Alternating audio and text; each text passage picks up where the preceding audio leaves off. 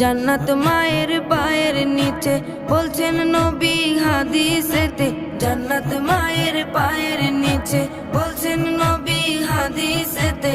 দয়াল নবীর কথা তোমার ভালো লাগে না, দয়াল নবীর কথা তোমার ভালো লাগে না।